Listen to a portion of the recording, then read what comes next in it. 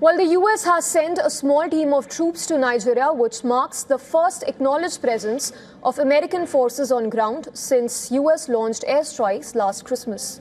According to the head of U.S. Africa Command, the team was deployed after both countries agreed to do so, and this to counter the terrorist threat in West Africa. The size and scope of the mission, however, have not been disclosed yet. Reports suggest that American team appear to be involved in intel gathering and enabling Nigerian forces to strike terror-affiliated groups.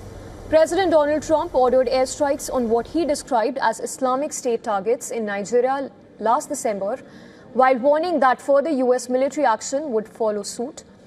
Further, the top U.S. general in Africa has claimed that the strike was carried out in Sokoto State, which was in coordination with Nigerian authorities that killed multiple ISIS terrorists.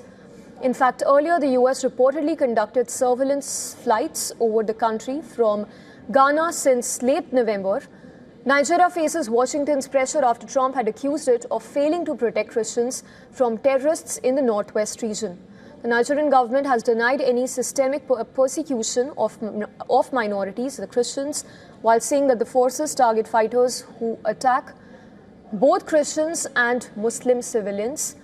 Boko Haram and Islamic State West Africa province fighters have intensified attacks on military convoys and civilians in recent past. The country's northwest remains the epicenter of 17-year Islamist insurgency in the country.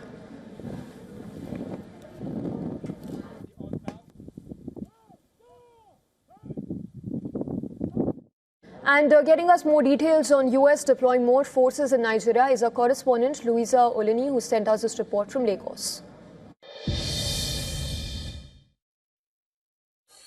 More hits for terrorists as Nigeria and the United States have stepped up defense cooperation, leading to deployment of a small U.S. military team to Nigeria. Representatives of both countries have confirmed. The exact duty of the team is not stated, but AFRICOM Commander Anderson said they brought some unique capabilities to augment Nigerian military efforts against Islamic State militants operating in the region. We recall both countries agreed to increase military collaboration last year after the U.S. said Nigeria was not doing enough to protect Christians from jihadist attacks. This signals a much more aggressive phase as the fight continues. From Lagos, Nigeria, WION